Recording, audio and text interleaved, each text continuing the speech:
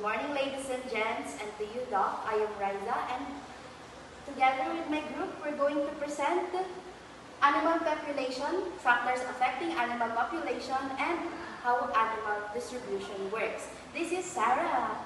This is Zabri. This is Lovely. This is Ashley. This is Ken.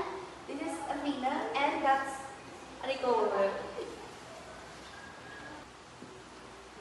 Curious ba kayo sa animal population?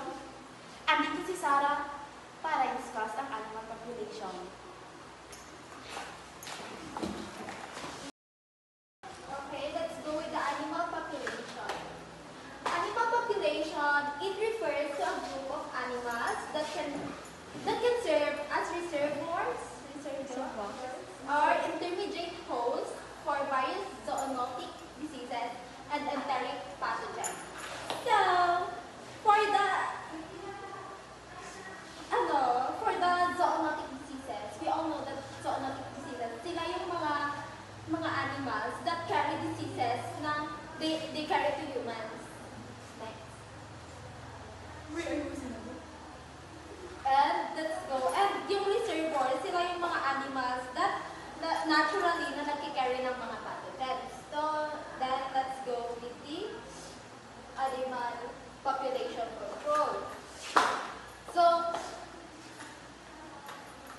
animal welfare, ito yung mga nag-ensure ng that individual animals are not suffering due to overpopulation. Ang example nito is starvation, diseases, and cruelty. For the public health, it is the managing risk to humans. Example is rabies, zoonotic diseases, traffic accidents. For the biological integrity, it is protecting the environment and native species from the pressures of overabundant wildlife or domestic feral animals. Go next. So, noong 2023, the global dog population was established at 900 million, with the vast majority, or 75%, being free-roaming rather than dedicated house pets. Similarly, up to 480 million cats are thought to be feral worldwide. So globally, only about 25% of dogs are dedicated house pets, while 75% are free-roaming animals. That is why my animal population control, para na lang mabawasan yung mga animals, yung 75% na nag-roam na. Since they carry zoonotic diseases, ganon, dapat nasa indoor sila. We have here the types of methods for the animal population control. We have the non-lethal methods. Ito yung mga it will not likely cause death sa mga animals. So first one is spaying and neutering. Spaying is the removal of ovaries and usually the uterus of the female animal. Neutering, ito naman yung removal of testes in the male animals. Neutering and spaying, ito yung procedure renders pet unable to reproduce. So, ang spaying at neutering ay para mabawasan ang mga unwanted pets. Unwanted pregnancy of pets. Next. Spaying and neutering, ito yung mga medical benefits niya. First, hinihelp niya yung mga pets to live longer and healthier lives. Sa pag-spay ng mga female pets, it prevents life-threatening infections. It also reduces tumor, or yung ng tumor, and sa breast cancer. Kasi pag nagpa-breastfeeding sila, while eliminating pregnancy-related risk. Sa neutering, pag neuter naman ng males, it lower the risk of testicular cancer and prostate issues. Ito naman yung mga public health benefits ng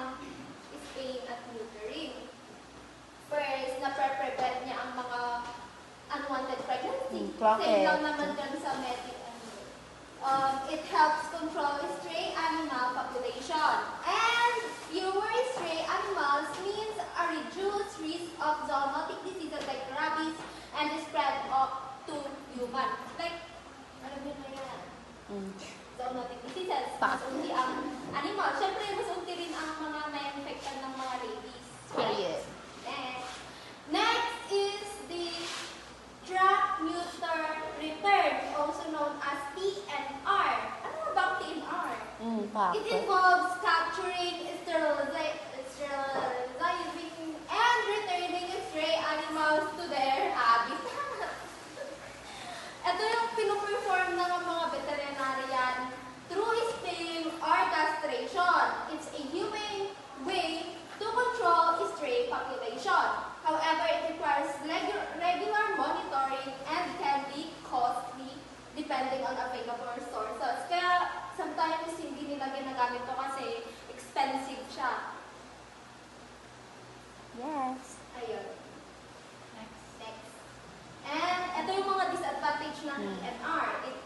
High cost, the technique is expensive, inappropriate for large scale implementation. Hindi niya kayang i-spay lahat, trap, return lahat ng mga animals. And time-consuming as well as requiring many expert veterinary surgeons. Since unti lang ang veterinary dito sa Philippines, hindi naman natin na neuter lahat. Next is immunicontraception. Contraception prevents pregnancy in female animals through medication, devices, or procedures. The choice of method depends on factors like effectiveness, safety, cost, and availability. Contraceptives may come in pill or injections form and often work by altering hormonal activity. Common hormone-based agents, it includes the following: diet pill, progestin, progesterone, acetate, MPA, endoprol, and minoxidil. Love it. And for the fourth type naman na non-lethal ay ang impound. Ito yung ginagawa ng mga dito sa hindi lang sa Batman. Dito sa school natin kasi may mga stereotypes. Nag-impound sila. Ito, the government-funded pounds hold stray cats and dogs for a set period of so owner can reclaim them or other can adopt them. So, yung mga government, something, ini-impound nila yung mga dogs, pinupunta nila sa facility, and then, doon na i-claim ng mga owners. Pag hindi sila maki-claim, may karapatan na sila na Patayin. ng animal if walang nag-claim. I-claim ko lang yung mga animals na yun.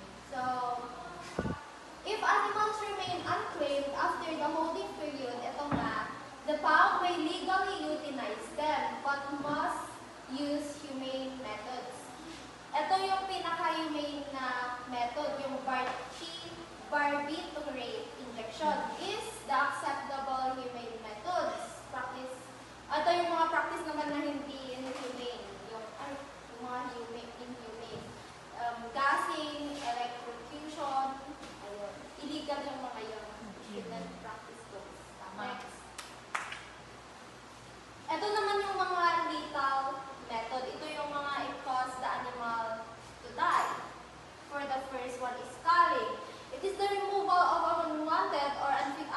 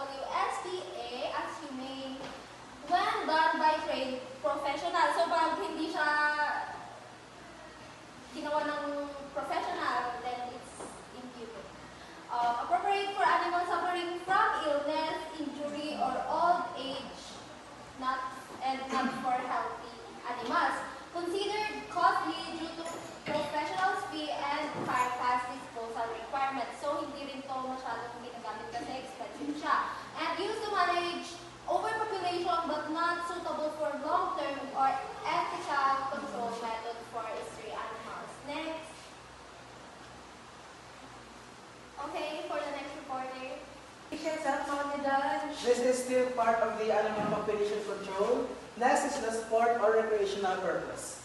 Hunting to control wildlife population. Ito yung animal population control na ang strategy is gagawa ng competition para i-hunt yung mga animals na invasive, and then meron silang ibibigay na prize or trophy sa mga mananalo. Yung iba naman, money. Yung iba, carcass or bones as trophies, and can be an annual competition. This is the species introduced in the USA solely for the purpose of sport hunting. It is the Eurasian or Russian wild boar, collectively called as feral boar or pigs. These are special species introduced for sports hunting, and over time, nag-hybridize sila sa mga local species ng US, and yung sa mas nauna pang introduced na species sa US. Yung numbers naman nila, hindi sila invasive, though yung sports or recreational purpose nila is nandoon pa din.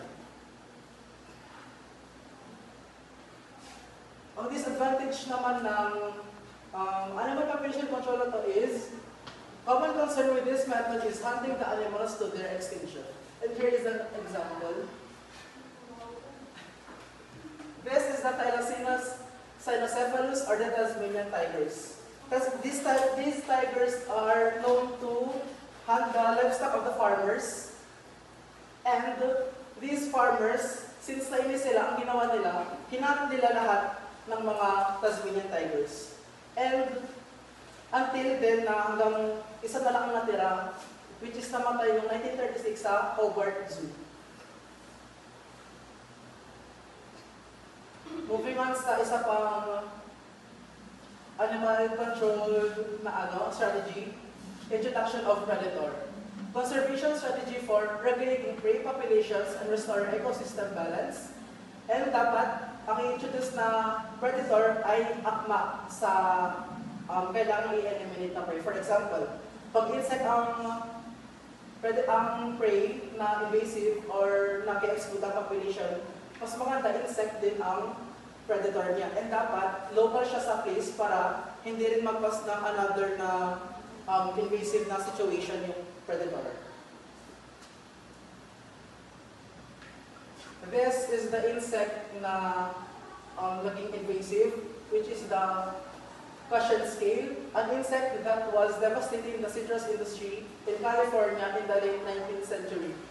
So yung economy noong 19th century, medyo bumabagsak dahil dito sa peste na to. Kaya ang Australia naghanap sila ng solution para ma-eliminate dito. And meron silang hanap na magandang predator para sa invasive species na to. And that is the Vidalia beetle, a type of ladybug native to Australia, the Vidalia beetle. Successfully preyed on the scale, reducing the pest population and saving the citrus industry within a few years. Ang Vidalia beetle, hindi siya naging, though nahunt nila lahat ng scale, hindi sila naging invasive since sila ay locally na species sa Australia. Next is the law related to the animal population control. It is the Animal Act number 9482 or the Anti-Rabies Act of 2007. Combat rabies and managing animal population through responsible pet ownership. More than rabies control, the Anti-Rabies Act addresses strict proliferation through mandatory castration or spaying and owner accountability.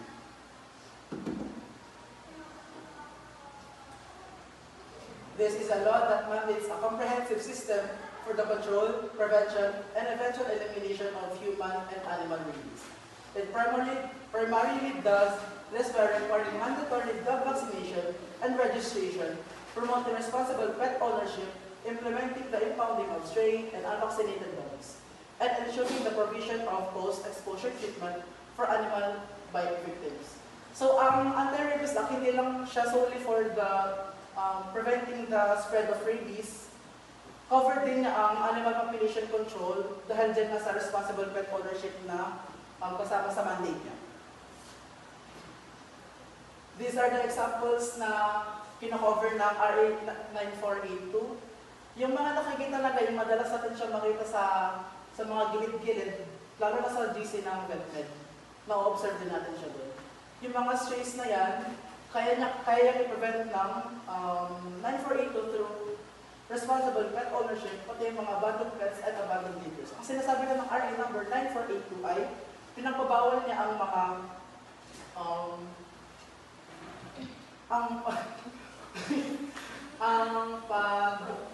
pagpapaya sa mga pets and bawal lang silang pinapakawalan sa labas, bawal silang basta.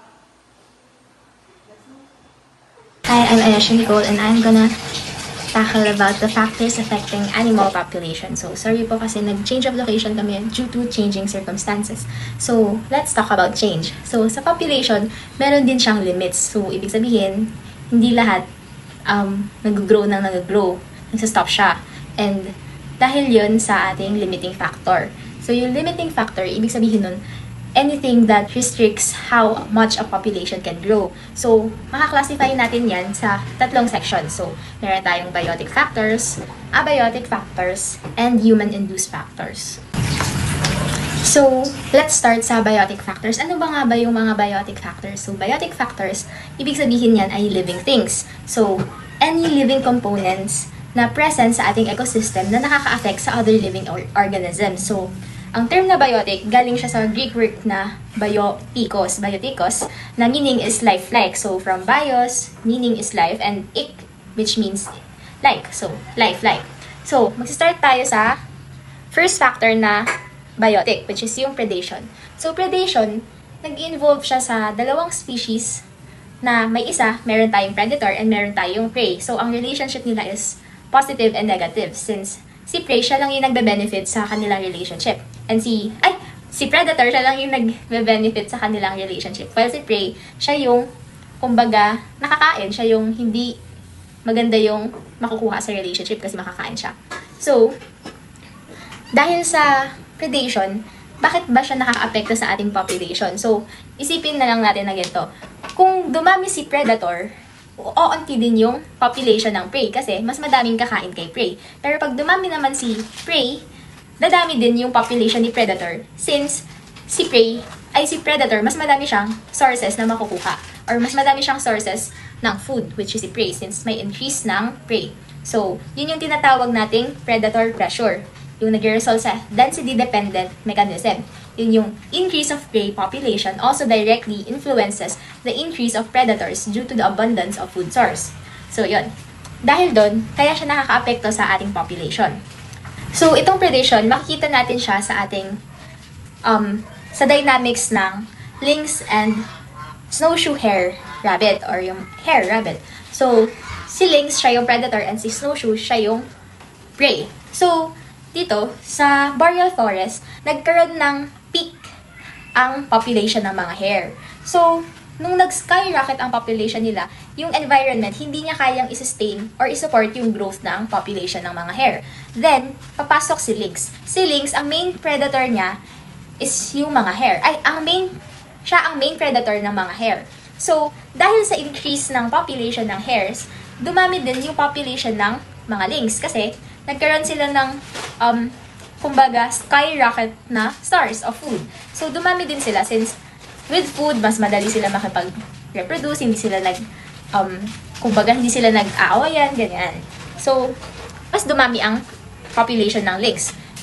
At some point, dahil continuous tong process na to na madami yung hare and dumadami din yung lynx, at some point, nagkaroon ng stop. Kasi, sa sobrang dami ng population naman ng lynx, nag-plummet naman yung population ng hare. Kasi since dumami yung population ng lynx, mas madami silang kakain sa hare. So, pag ganon, edi bababa yung population ng hare since nauubos sila since sila yung main food source ng mga lynx.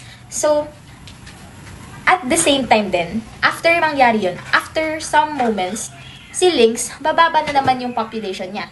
Dahil, naubos na naman siya ng food dahil naubos na nga yung lynx yung mga hare. So, since naubos yung mga hare na inubos nila, nang dumami sila, bababa na naman yung population nila since wala na silang makain. So, yun yung pinaka-great example ng ating predation.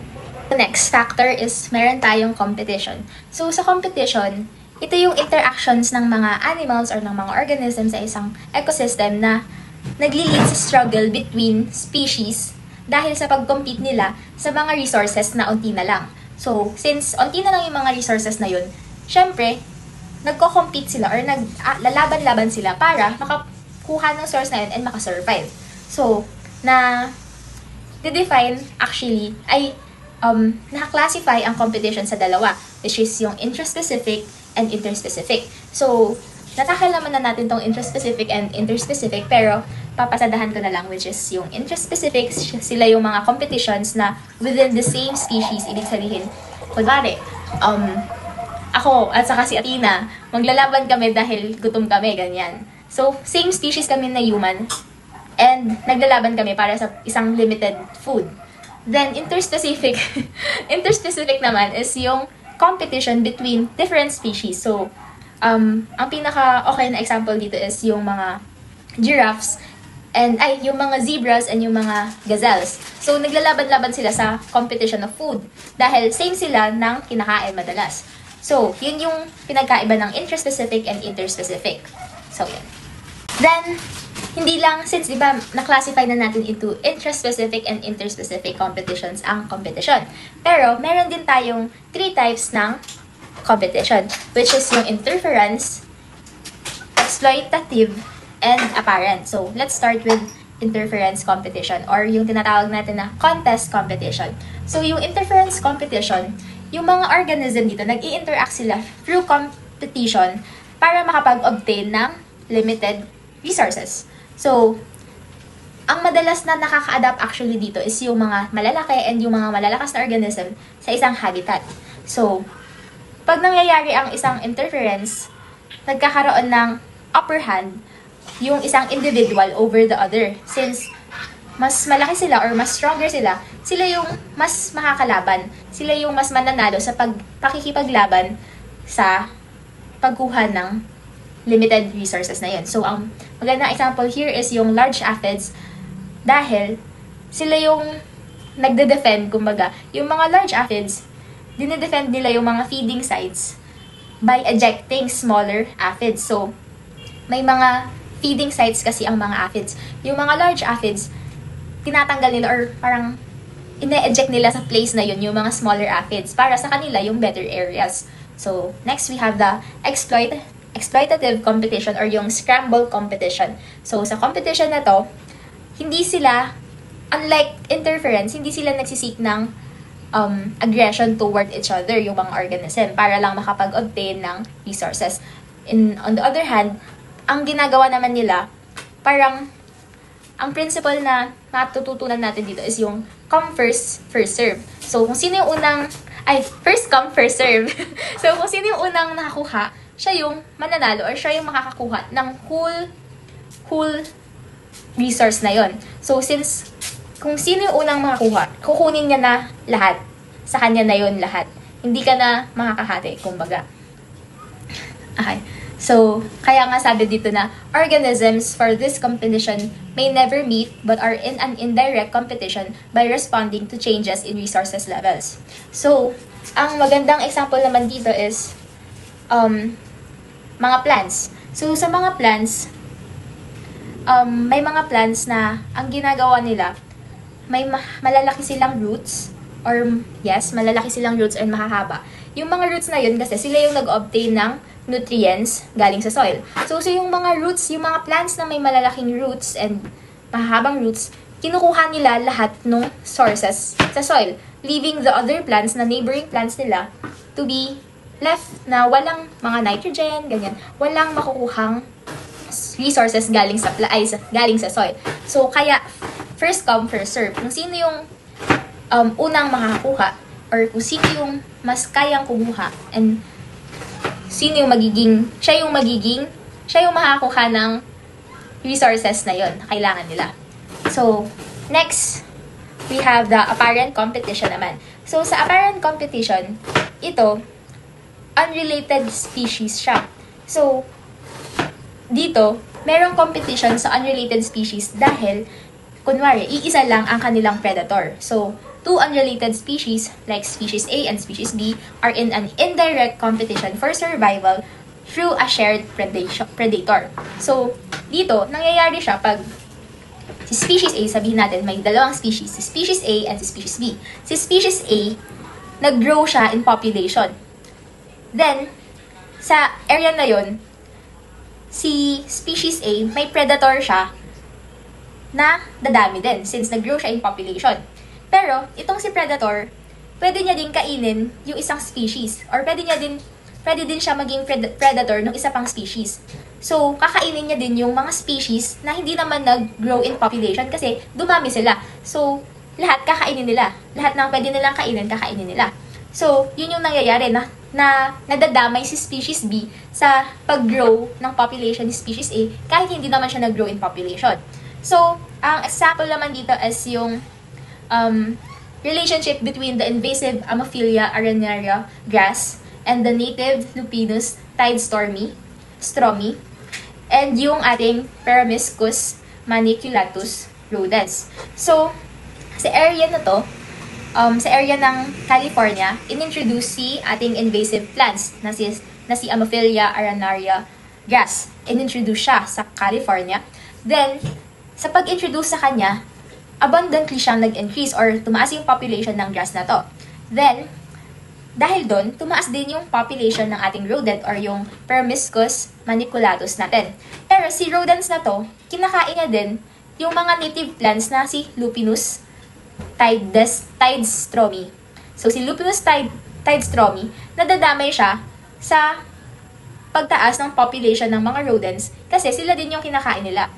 Prey din sila ng mga rodents na to. So, dahil sa pagtaas ng population ng ating invasive plant na si Ammophila arenaria, tumaas yung population ng ating rodent na si Peromyscus maniculatus. Then, si Peromyscus maniculatus, kinakain niya na din si native plant at saka si invasive plant, which nagkaroon ng competition or relationship about dun sa dalawa dahil lang sa pagtaas nitong species A or yung ating invasive plants na damay si native plants na hindi naman talaga tumaas yung population. So, both silang magpa-plummet down yung population dahil sa pagtaas ng population ng ating predator, which is yung rodent. So, the third factor we have is the disease and parasites. So, sa disease and parasites, bakit nga ba natin siya matatawag na factor in affecting the population growth or the population of animals? So, actually, ang disease and parasites, isa siya sa mga important drivers ng population and ecosystem dynamics. Dahil yon sa relationship nila to increase mortality and to decrease the reproduction and functionality of the organism. So, specifically ito sa mga diseases. So, example niyan is yung mga African swine fever natin and the highly pathogenic avian influenza natin. Na yun yung nag-cause sa swine and avian population to plummet down actually. Biglang baba, or yun nga yung sinasabi natin, to plummet down. Dahil sa mass mortality rate na ginawa nito sa mga species na to. So, dahil yun sa ating tinatawag na infectious diseases. Yung mga infectious diseases kasi, kagaya ng dalawang yun na nabanggit, madali siyang nakakapag-spread dahil nga infectious siya. So, any individual sa isang species na nagkaroon ng isang disease or infectious disease, madali nang mahawa yung mga other individuals sa species na yun. So, dahil doon, nagkakos siya ng major plumage of the mortality rate. So, mortality rate kasi, since yung mga organism, pag tinamaan po sila nito, mahirapan na sila mag-function and to do what they're supposed to do, what their bodies are supposed to do, which leads to most likely to death. And also, since nga, nagdi-decrease din yung reproduction ng isang organism dahil hindi na nga siya nakakapag-function normally. So, hindi na po siya makakapag-reproduce pa ng offspring niya na dadami yung kanilang species or yun nga, hindi na sila dadami, kumbaga. Mag-stop na doon since hindi na nga sila makapag-reproduce. So, yung parasites naman, nakaka-apekto siya sa population natin through the reduction of the reproduction. Kasi, itong mga parasites na to, depending sa virulence nila, or the severity of the effect of these varies. Pero, most likely, inaapektuhan nila yung mga host nila by causing alterations dun sa host behavior or morphology na nagre-resulta sa inability ng host nila para mag-function or most likely in the end para makapag-reproduce. So, yung mga parasites, in conclusion, nakaka-apekto sila, some of the parasites, nakaka-apekto sila by altering yung mga host nila, yung mga behavioral actions and the morphology nung kanilang host. Which, yun yung nag-result sa inability ng host para makapag-function normally and makapag-reproduce in the end. Then makikita tong relationship na to sa ating blue crabs sa Chesapeake Bay na nagkakaroon ng parasitic amoeba, which is yung tinatawag nga nilang Paramoeba perniciosa. So, itong mga blue crabs na to, ini-infect sila ng yung mga parasitic amoeba na yun, tapos nagkakaroon sila ng highly infected cases na nagkakaroon ng mortality rate ng 100%. So, dahil doon, nag-plumage or bumaba ng sobra yung population ng crabs dahil sa parasitic amoeba na to na, yun nga, nag-cause sa kanilang death or sa kanilang inability to function normally as crabs. Lastly, for the factors of biotic components, meron tayong symbiosis. So, sa symbiosis, ito ay mga interspecific relationship or yung sinasabi nga natin na different species na nag-interact with each other. So, ito ay interspecific relationship nga between organisms na kung saan either both the organisms or only one of the organisms are benefited for the relationship. So, nagbe-benefit sila sa relationship na yun. So, naka-classify itong symbiosis sa tatlo. Meron tayong commensalism, mutualism, and parasitism. So, mag-start tayo sa commensalism. So, sa commensalism, isa siyang interspecific relationship where yung mga organism, yung dalawang organism, ay directly involved with each other. Pero, isa lang yung nagbe-benefit, while yung isa, hindi siya nagbe-benefit, pero hindi din siya naapektuhan sa relationship. So, kumbaga, ang relationship nila is positive and zero. Yung isa, nagbe-benefit, yung isa, wala, hindi siya naapektuhan. Ganon. So nakikita tong relationship na to sa clownfish and sa sea anemones. So, yung sea anemones, nagsiserve siya as shelter para sa clownfish. And yung clownfish naman, yung mga clownfish, nag-adapt actually sila sa stung or sa sting na binibigay or na meron ang mga sea anemones. So, kaya nilang mag-shelter in that sea anemone. So, yung clownfish, ginagamit nilang shield. So, sila yung merong positive benefit na makukuha sa sea anemone. Pero itong mga sea anemone, wala silang nakukuha, pero hindi din sila naapektuhan. So, yung clownfish, nagkakaroon siya ng assurance for the protection from predators. Pero yung sea anemones, wala siyang makukuha sa clownfish or any benefit. Pero hindi din siya maapektuhan. So, yung relationship ng sea anemone and clownfish is nagko-cause para sa mga clownfish species na mag-populate, ay mag-grow yung population nila. Since yung mga clownfish, hindi sila magiging prey ng other predators since protected sila ng sting ng sea anemones kung nandun sila sa loob ng kanilang shelter. And at that same perspective, makikita din natin na yung sea anemones, yun yung magiging way nila para makapag-reproduce safely within their shelter. So, kaya yun, nagkakaroon ng population growth ang clownfish, while the sea anemones, wala namang nangyayari sa kanila. Hindi naman sila dumadami, hindi din sila nababawasan. So, next, we have the mutualism. So, yun yung interaction between organisms na parehong organisms ay magbe-benefit. So, meron silang positive and positive relationship. So, nag-enable yung relationship na to na magkaroon ng population growth between the two species. So, ang ano naman dito, ang example naman dito ay yung oxpeckers and yung large mammals or yung mga sa safari, yung mga zebra, yung mga rhino, yung mga yan. So, ang oxpeckers kasi, ang ginagawa nila, nagkikling sila sa likod or sa katawan ng mga grazing large mammals na to.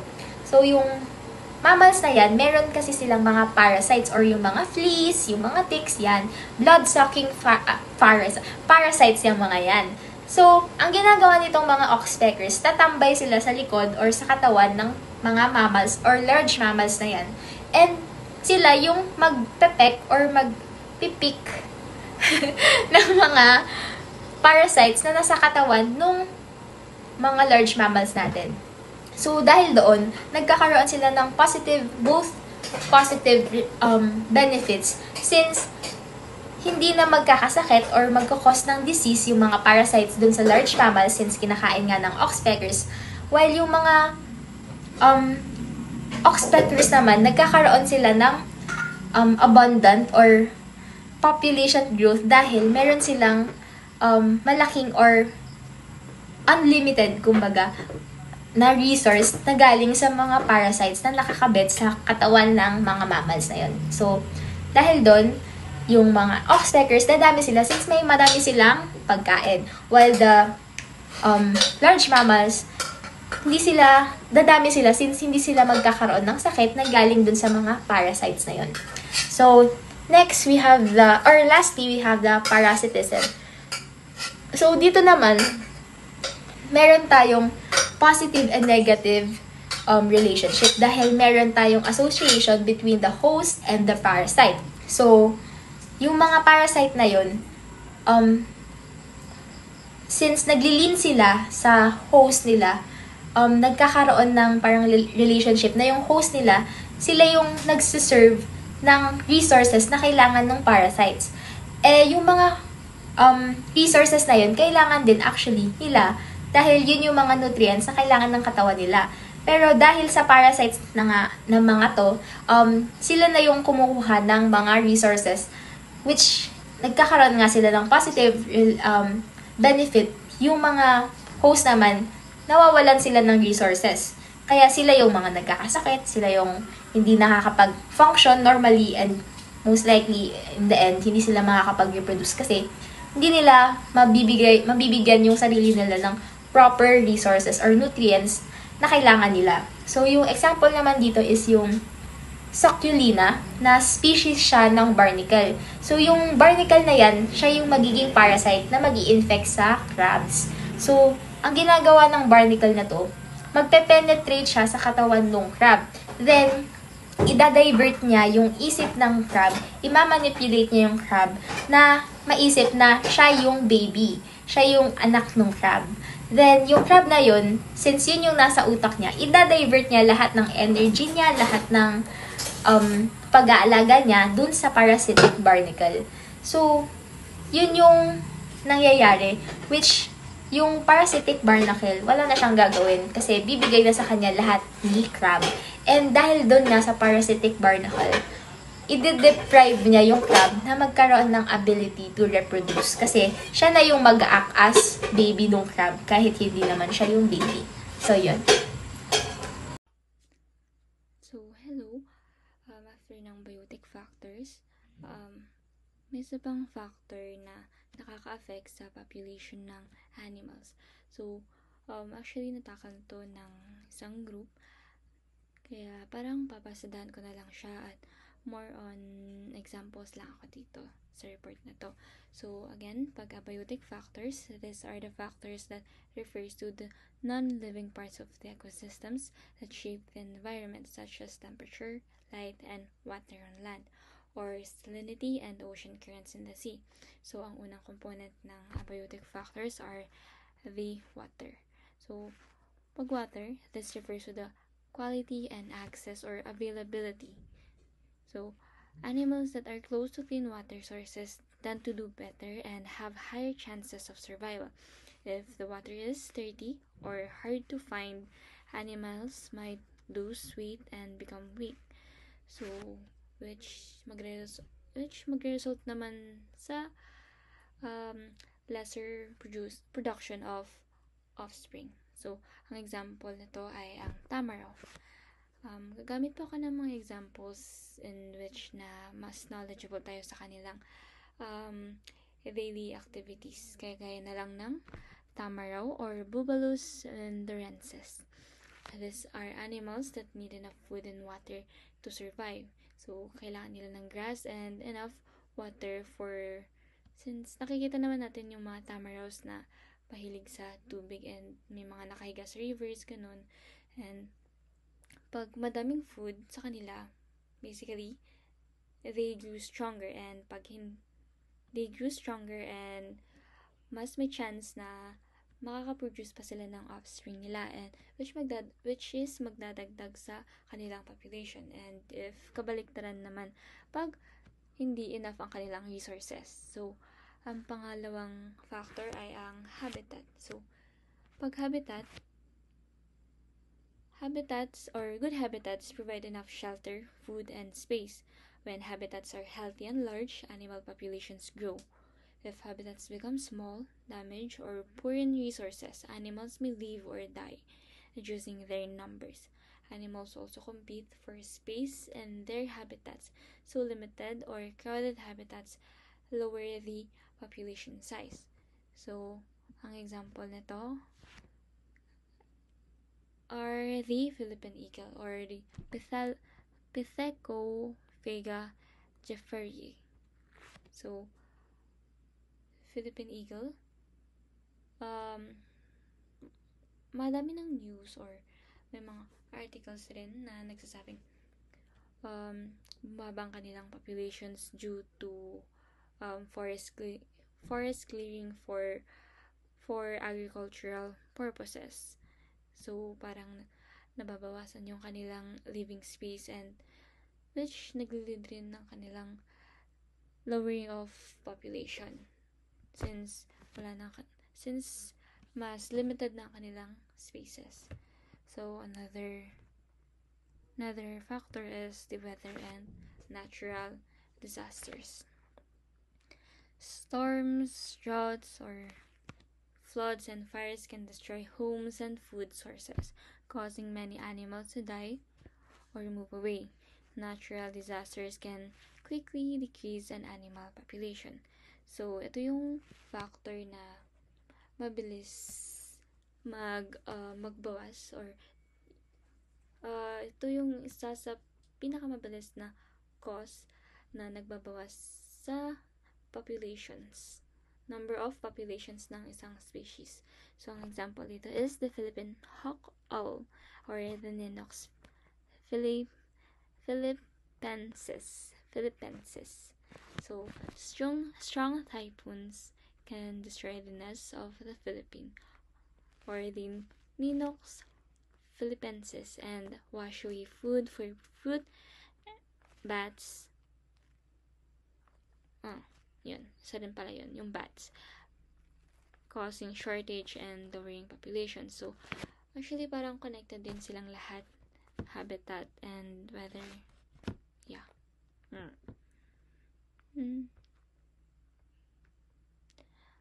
So, next is the climate. So, pag climate or changes in climate like global warming or cooling affects the animals. Warmer climates might increase food and water in some places but cause droughts in others. Shifts in climate force animals to find new homes, change their breeding times, or face higher death rates. So, may mga animals or species rin naman na nakaka-adapt pag nagmamigrate. Pero, however, mas majority pa rin yung number of death rates since pabigla-bigla. Ang example dito ay the green sea turtles. So, coral bleaching due to rising sea temperatures threatens the reef fish and sea turtles like the green sea turtle. And may mga other factors pa such as temperature, sunlight, pH or soil and water, salinity, dissolved oxygen, soil texture, moisture and precipitation, minerals and nutrients, wind intensity, and carbon dioxide. Hindi ko na itatakal mga to since na-mentionan ng ibang groups. Kaya, ayun. And, kasi itong other factors pala, may mga standard or appropriate para sa isang klaseng species. Kunwari, if yung temperature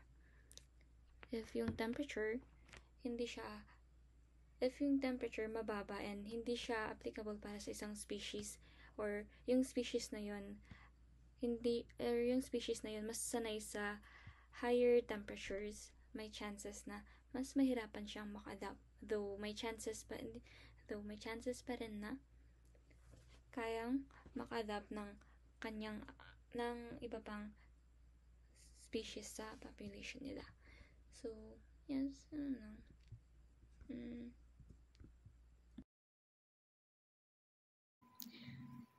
So next is human-induced factors. These factors refer specifically to the various ways human activities directly or indirectly cause negative impacts on animal population. So under human-induced factors, we have 4, which are: first is habitat destruction, second is pollution, third is overhunting and overfishing, and lastly, climate change. So first is habitat destruction. Under habitat destruction, we have urbanization, agriculture, and deforestation, which directly destroy or fragment animal habitats, forcing animals to move or causing their populations to decline. So under habitat destruction, we have urbanization. Urbanization leads to the clearing of natural habitats such as forests, wetlands, and grasslands para pagtayuan ng mga buildings, roads, and other infrastructure. Urbanization also destroys the essential resources of animals like food, shelter, and breeding areas, na magre-resulta sa pagbaba ng kanilang populasyon and loss of biodiversity. Next is agriculture. Agriculture affects animal populations by destroying habitats through land conversion, which can lead to species loss and population decline. And next is deforestation. Deforestation negatively affects animal populations by destroying habitats, leading to population decline and increase in competition. Also, heightened risk of extinction. Loss of forests removes shelter, food sources, and breeding grounds, while habitat fragmentation isolates populations, reducing genetic diversity, and it will also make them more vulnerable to predators and diseases. Second is pollution. Pollution is the release of pollutants and waste into the environment that can harm animals and make resources unusable. Under pollution, we have air pollution. The contaminants include acid rain, smog, particulate matter, toxic gases like sulfur dioxide, and nitrogen oxides. Itong mga contaminants na ito ay pwedeng mag-cause ng respiratory problems such as asthma, and it can also lead to habitat degradation through acid rain, and it can harm species including birds, which can become disoriented and collide with buildings. Next is water pollution. Contaminants include chemicals like pesticides and heavy metals, industrial waste, and sewage. Nakakasira rin ang water pollution sa ating aquatic ecosystems by altering water chemistry, lowering oxygen levels, and causing toxic buildup in the food chain. And this will lead to reproductive and neurological damage in aquatic life and animals that consume contaminated water, which will result in population declines and even extinction. Next is land and plastic pollution. Contaminants include litter, discarded waste, and plastic debris.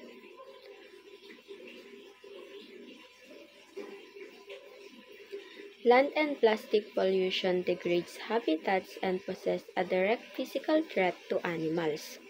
Animals may ingest plastic, causing internal injuries or starvation, and can become entangled in debris. We also have other types of pollution. Under chemical pollution, it includes pesticides and heavy metals that can poison animals and disrupt their ecosystems. Nutrient pollution, which includes excess nutrients from fertilizers and manure that can cause harmful algal blooms that produce toxins dangerous to wildlife. Next is light pollution.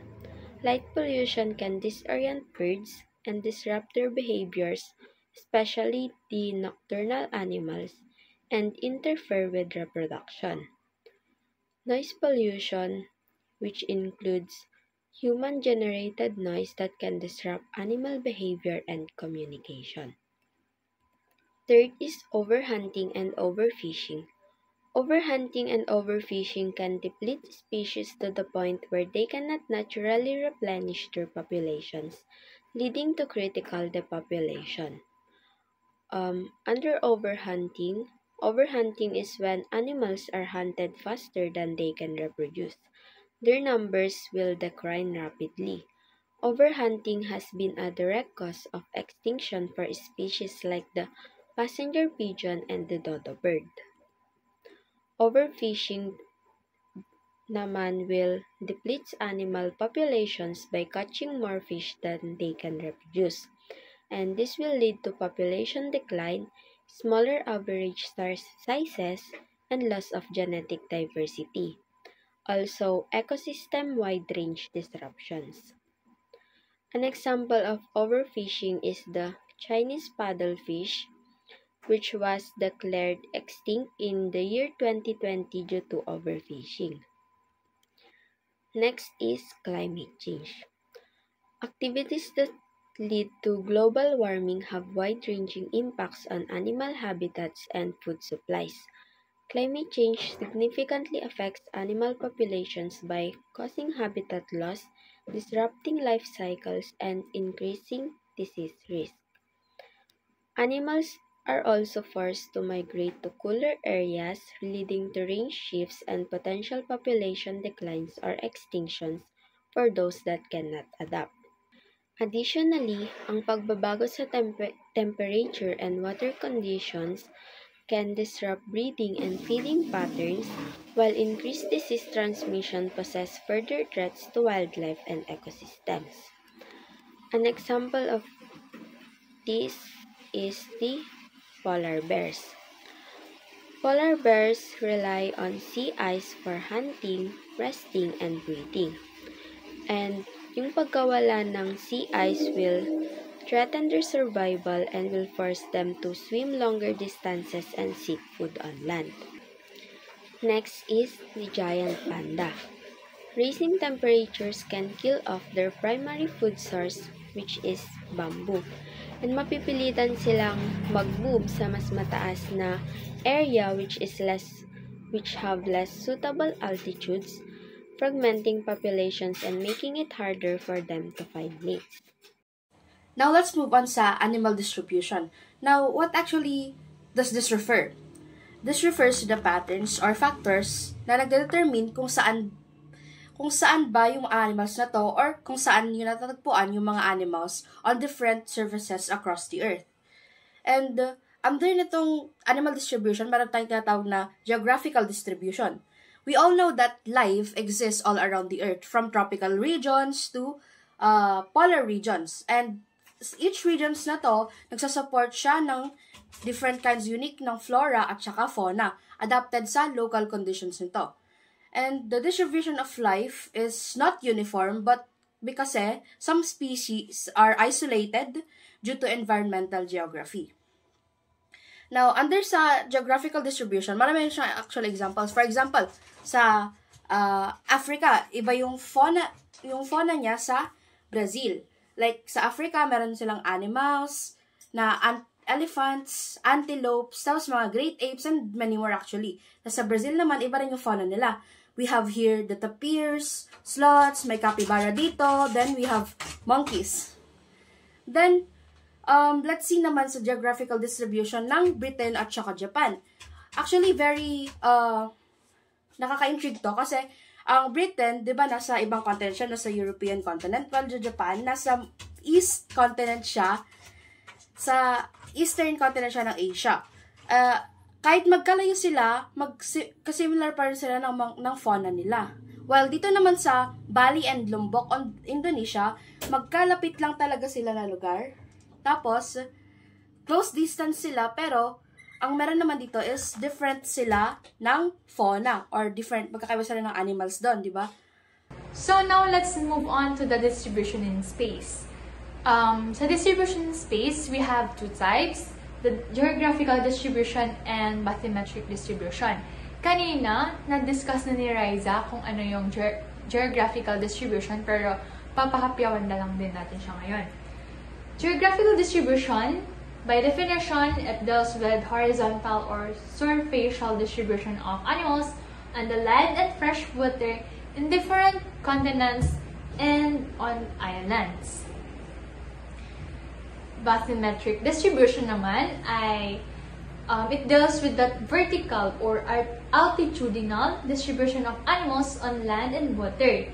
Then, ang bathymetric distribution ay na-divide siya sa tatlo. We have geobiotic or terrestrial distribution. Second is the limnotic distribution and the holobiotic distribution. First is the geobiotic or terrestrial distribution. Ito yung mga animals na nakatira sa valleys, hills, and mountains. Second one is the limnobiotic distribution. Of course, ito yung animals na nakatira sa freshwater ecosystem such as rivers, lakes, streams, and ponds. Next is holobiotic. Of course, kanina meron tayong freshwater, ngayon naman ay sa saltwater. Ito naman yung mga animals na nakatira sa saltwater like oceans, seas, and coastal areas. Now, let's move on to the distribution in time. Distribution in time, also called geological distribution or the durational distribution. It refers to the spread and presence of animal species through different geological periods from the origin of life on Earth to the present day. Dito din, nagre-reflect how animals have evolved, diversified, migrated, and sometimes become extinct over millions of years. So, first, Precambrian era. Sabi nila, dito daw nagsimula yung buhay na with simple multicellular organisms appearing over 600 million years ago. So, next naman is the Cambrian era. Dito sa period na to, they experienced the Cambrian explosion, rapid diversification of animal phyla, where most present-day groups evolve. Dito naman daw, sa period na to, major animal groups such as echinoderms, mollusks, worms, arthropods, and chordates originated during this period. Next period is the Paleozoic era or period. Dito sa period na to, they saw continuous diversification and the colonization of land by some animal groups. Next is the Mesozoic era. Ito naman daw na sa period na to, Mesozoic era was the age of reptiles, especially the dinosaurs, dominating many ecosystems. Next is Cenozoic era. It is often called Age of Mammals. Dito sa period na to, they saw the rise of modern mammals birds, and other groups that leading up to present biodiversity. Wow. So now let's move on to the patterns of distribution. Of course, kapag patterns, ito yung way kung paano yung mga hayop and plants nag-spread sa buong mundo. Sa patterns of distribution, meron tayong tatlong parts. We have cosmopolitan distribution or continuous distribution. Second one is the bipolar distribution, and the last one is the discontinuous distribution. First, cosmopolitan distribution, or the continuous distribution. It refers to the geographic range of a species or taxon that extends across most or all of the Earth's suitable habitats. Ayan. Na-distribute sila kung saan talaga sila, ganun. Kung saan sila suitable na habitats. Sa cosmopolitan distribution, meron tayong two types, the eurotopic animals and the stenotopic animals. The first one is the eurotopic animals. Eurotopic animals, ito yung mga hayop na highly adaptable, and of course, adaptable, they can live in various habitats and making them common in many parts of the world. So, ayan yung examples. The house sparrow, of course, cockroach. Meron naman sigurong cockroach sa mga bahay-bahay nyo or sa lugar nyo. And then, the Norway rat.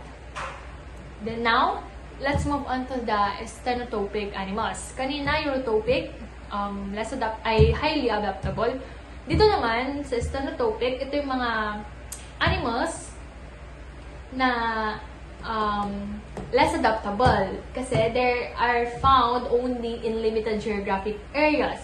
Kasi nga, they are specialized to live in specific habitats or environmental conditions. Meron tayo dito like koala. Wala kang koala dito sa Philippines, right? Axolot. Then, giant panda.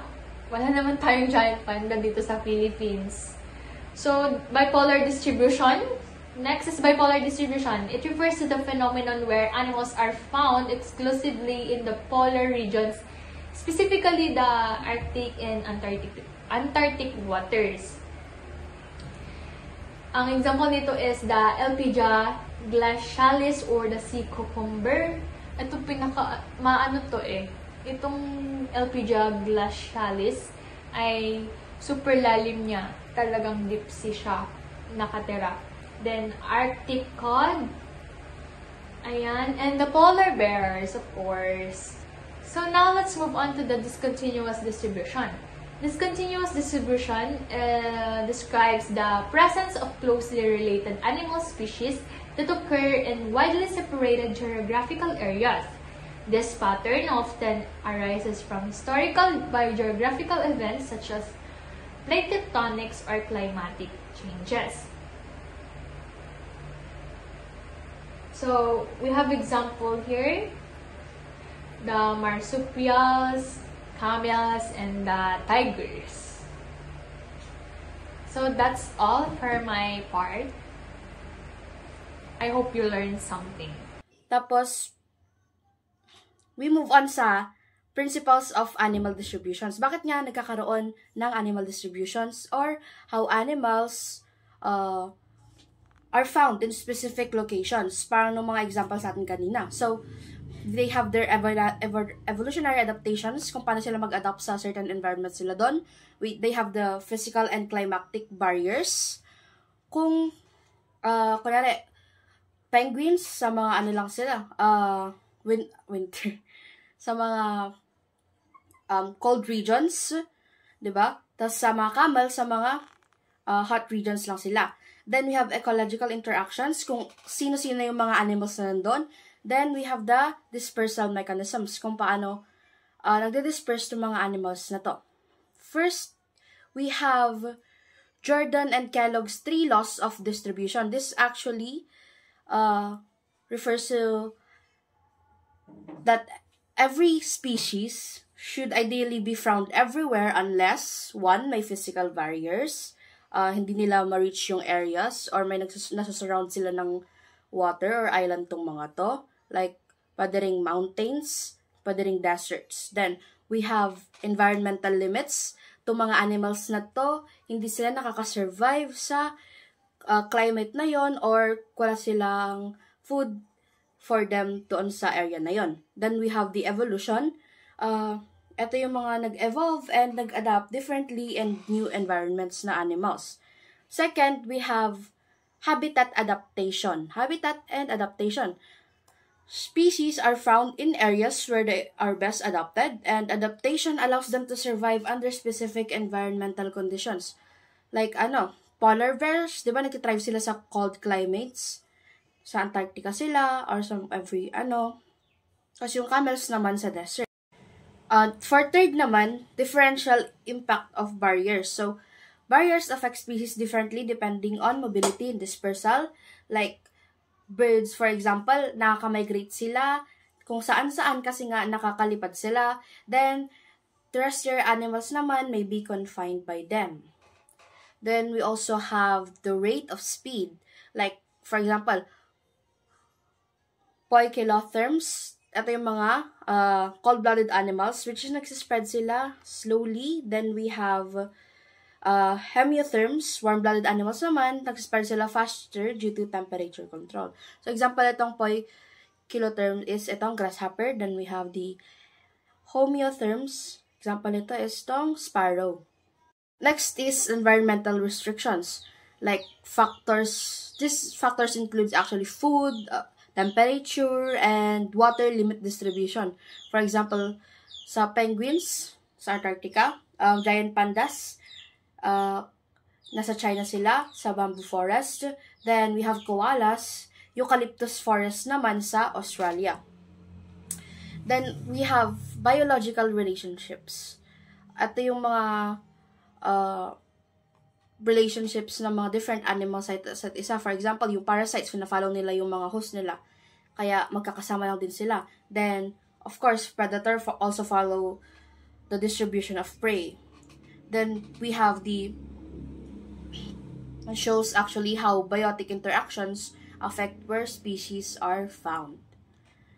Then, lastly, we have the physical and climatic barriers. So, for example, may aquatic animal, may land animals tayo. For example, aquatic animals, diba? Land masses act as barriers. Then we have terrestrial animals. Seas, rivers, and lakes act as barriers. Temperature limits movements. Yung parang sa kanina sa mga sa poikilotherms at saka sa homeotherms. Then we have tropical animals avoid cold areas kasi hindi nila kaya mag-adapt sa mga ganon or maka-thrive sa ganon. Then we have polar animals to avoid warm tropics, just like the tropical animals, vice versa. Tackling about the types of barrier in animal distribution.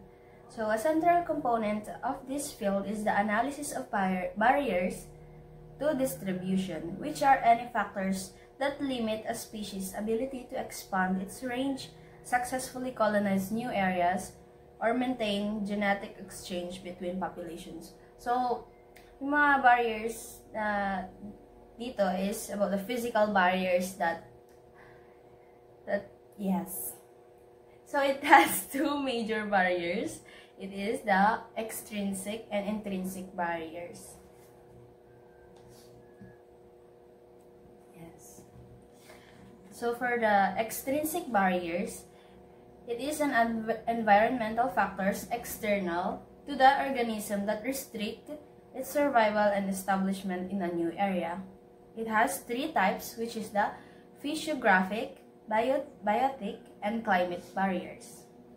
So, we'll go first with the physiographic barriers. So, physiographic barriers is a different physical and geographical obstacle which acts as a barrier. So, to further describe, it has eight 8 parts of different kinds of barriers. So we have the topographical barriers, large bodies of water, large bodies of land masses, impurity and lack of salinity of seawater, and vegetative barriers, desert, pressure, and ice mass. Let's go with the first one, which is the topographical barriers. Topographical barriers, it's a high and extensive mountain ranges limit the distribution of animals. Which is the best examples is yung Himalaya. Which is, this one is like a sobrang lawak na range ito. So it is hard for the animals to transfer or papunta doon sa kabilang land because it has a lot of, the ranges is kind of high and mahaba siya. So if ever mapunta rin lang doon ang different kinds ng animal which is foreign sa kanila, yung land na yon, hindi rin sila makakasurvive. Next one, we have the large bodies of water. So giant river systems and ocean act as effective barriers to land animals. Freshwater fishes cannot survive in marine water, and similarly, marine animals cannot survive in fresh water. So basically means hindi sila makaka-survive if napunta sila sa different kinds of water. So for the land animals, hindi rin sila makaka-survive sa water, like for real, diba? And then hindi rin because of the giant rivers or masyadong vast na ocean, hindi sila makaka-transfer sa kabila. So that's the external barrier. Next, we have the large land masses. Both freshwater and marine animals find large land masses as barrier to their distribution. Large land masses is yung continents. Yes, continents. It's easy naman to understand na hindi talaga sila makakalipat sa kabilang land kapag may mga ganyang sobrang lawak na land. And sobrang mas malawak na naman. And mas malalalim na water. Next one, we have the impurity and lack of salinity in seawater. So this one acts as a barrier to the dispersal and distribution of many highly adaptive marine animals. For example, is many species that require clean water and clear, such as reef-building corals, cannot colonize or survive near polluted coastlines or major river outflows. So dito, yung mga kinds nila, hindi sila makakapunta sa kabilang part or ibang kind of water. Kasi if ever man na-divert sila sa kabilang side ng water, it lacks salinity or kulang sa salt, which is mamamatay sila. Hindi sila makaka-survive, hindi sila makaka-reproduce. Ganon, yes.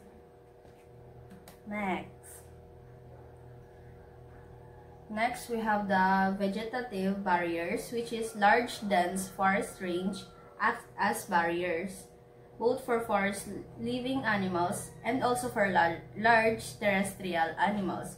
The tree-living arboreals require forests for their habitat. For them, plain land mass will act as barrier. So, yung mga animals na naglilive sa mga ganitong area, which is yung forest, yung mga maraming kahoy, ganyan, hindi sila makasurvive sa plain lang, which is hindi sila makakabuo ng nests or home nila where they can reproduce, or hindi sila makakasurvive since walang paghahanapan ng resources for living, resources for survival, or resources for survival for food, ganon. Wala ring water since plain land lang siya. So that would be their barriers. Next one is desert. So, the animals which require water to complete its life cycle cannot move through dry, hot desert. For example, is amphibia. Moreover, if other animals try to travel through the desert, they must possess a special type of adaptive features. So, those kinds of animals is siguro naman very special since they possess such kind of special adaptive features, pero hindi lahat makaka-survive kasi they're not built for that land. They're not built for that temperature. They're not built for that kind harsh of weather, because desert is through the day it's too hot, and then sa night it's too cold. Yes, you're gonna die.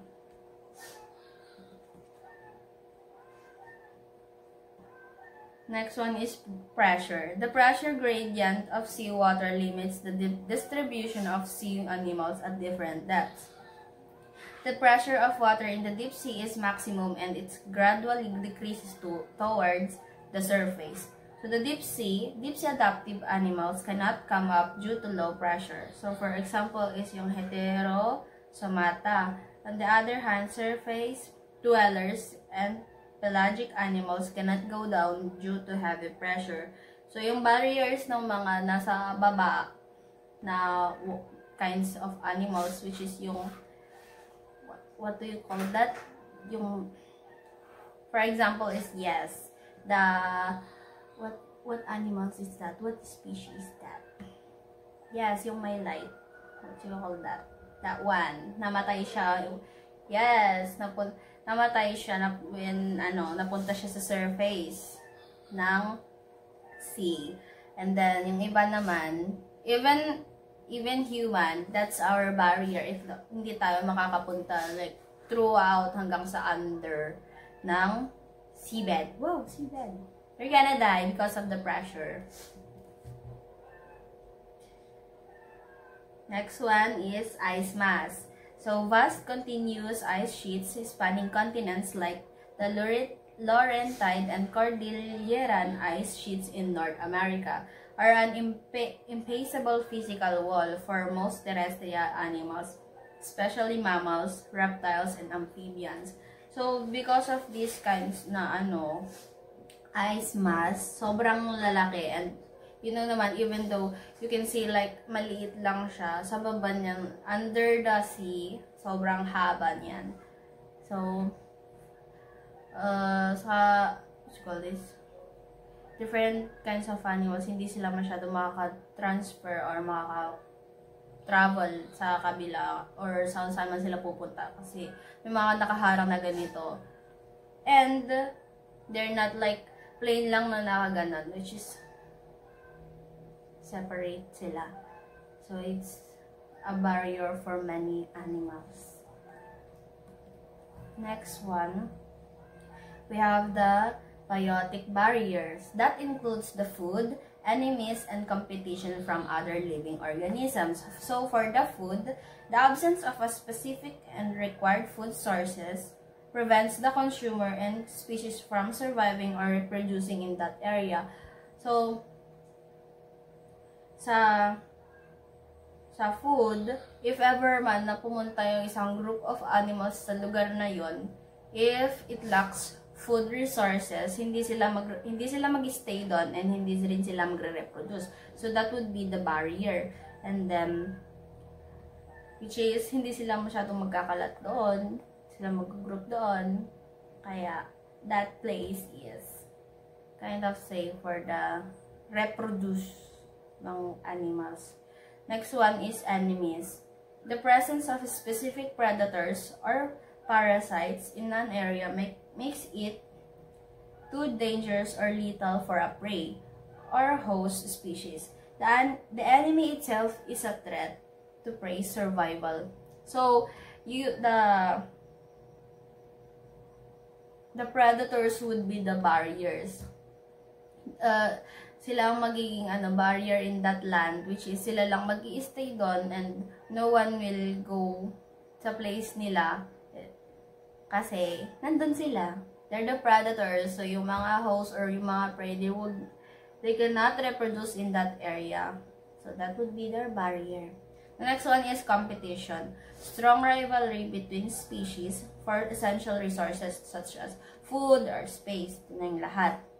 So, forces a weaker species to retreat or move. The dominant competitor effectively blocks the other species from occupying the shared area. So, pagkagaya nga rin sa enemies,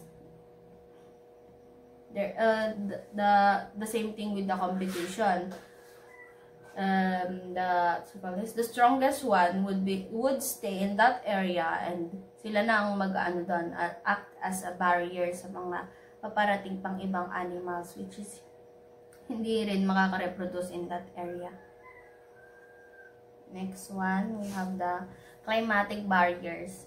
So climatic barriers is the abiotic factors which can act as barrier to an animal distribution and are considered under this group. These are the temperature. Temperature acts as a barrier because every species has a limited range of tolerance or its thermal niche. So basically means yung mga animals that are built for cold areas or for cold temperatures, hindi sila makakasurvive sa mga maiinit na lugar. That would be the barrier, and the same goes naman sa sa mga nasa tropical or sobrang init na temperature, hindi sila makakasurvive din sa mga malalamig na lugar. Ganun lang. Next one is rainfall or lack thereof.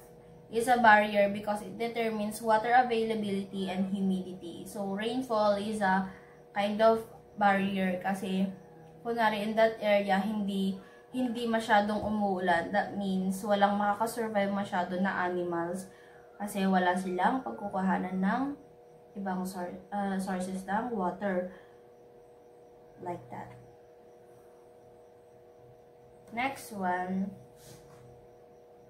you have the solar radiation. So, extreme solar radiation, especially at high altitudes or in open deserts, acts as a barrier due to the risk of overheating or thermal stress and UV damage. So, yung solar radiation, so, parang sa desert lang din na, in that area, if it's too hot, like, hindi nila matolerate ng isang animals, hindi sila mag-i-stay doon. So, that. Next one is photoperiodism. Photoperiodism is a barrier because it controls crucial life cycles events. So, for example, is yung breeding, migration, or coat change based on length of daylight. So, nakabase lang to sa daylight. So, paano ba? So, kunwari example is yung nasa this is the globe, yung pinaka top and bottom. But yung doon, iba yung, yung reproduction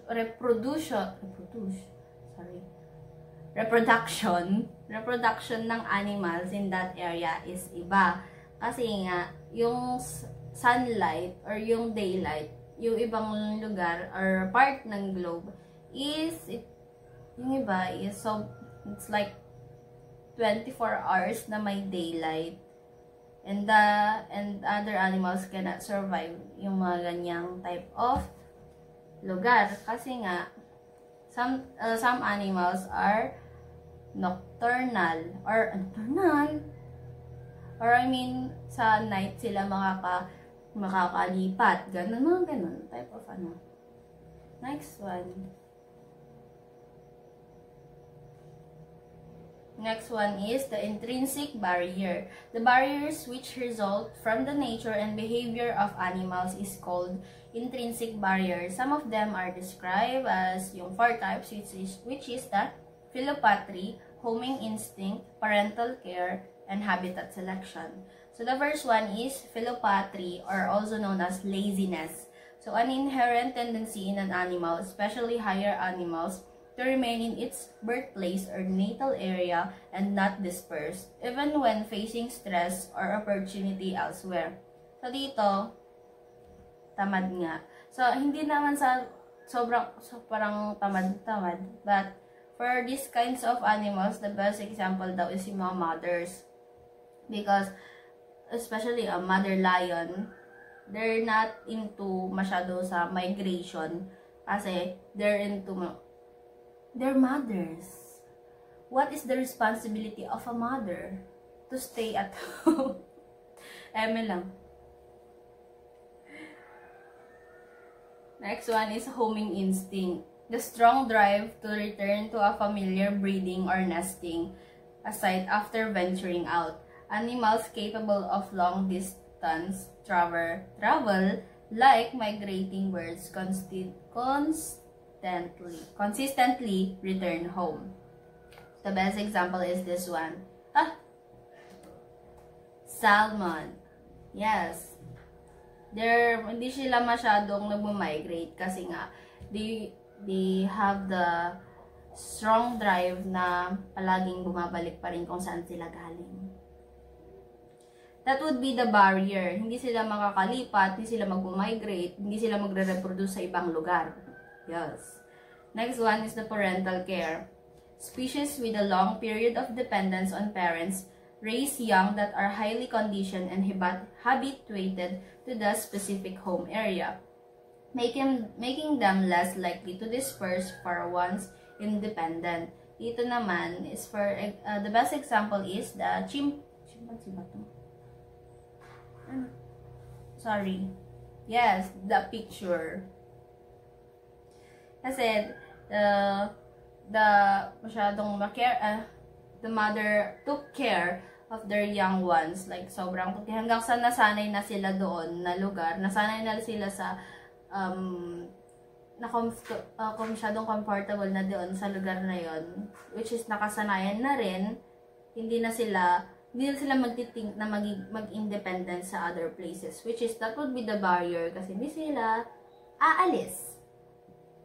So nakadepend na sila sa parent, and then that place. Excuse me. The next one is habitat selection. An animal's tendency to instinctively seek out and settle only in areas that closely match their home environment or homeland. If a potential new area is slightly different, the animal will avoid it. Example is this one, and pandas. Yes. Kaya nga kapag nililipat yung pandas, diba naka-zoo, minsan pinupunta sila sa zoo, kinakopy nila yung home area niya para ma-feel ng animal na nandun pa rin siya sa home niya. So that would be the barrier kasi hindi nga sila aalis, hindi sila mag-reproduce sa ibang lugar kasi nasanay na sila sa iisang lugar. And kapag mag-change pa yung lugar na yan, I mean, if something changes, they will avoid it. Wait.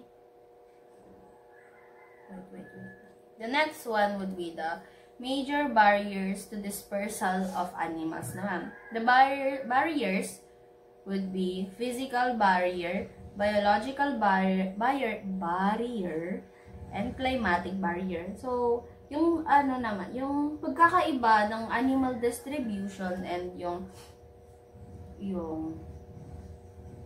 dispersal is parang same thing lang din naman sila, but yung animal distribution is mas broad siya, which is lahat-lahat na, and then yung dispersal is like yung part ng animal distribution.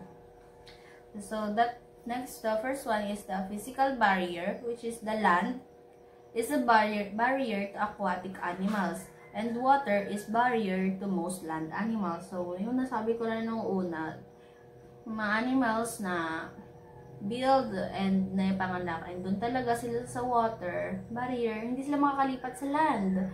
Why would they go there, diba? So for the land animals, barrier would be the water areas. Next one is land or water bodies. While large water bodies like ocean and large rivers are the most effective absolute barrier to most land animals, including many birds. So next one is the salt water. Is an absolute physiological barrier for amphibians. and for freshwater fish, isolating population even in nearby rivers. So if an animal from the freshwater, like yung mga freshwater na fish, hindi sila makakasurvive if ever man napunta sila sa sea or sa may salt na water. Kasi they're not built for that. They're gonna die. They won't survive. They can't even reproduce. So that would be their barrier. And for the saltwater fish, pupunta sila. If ever mapunta sila sa mga freshwater, ganun din. The same thing.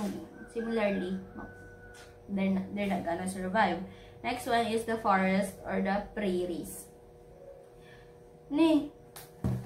Timers. Wait lang po.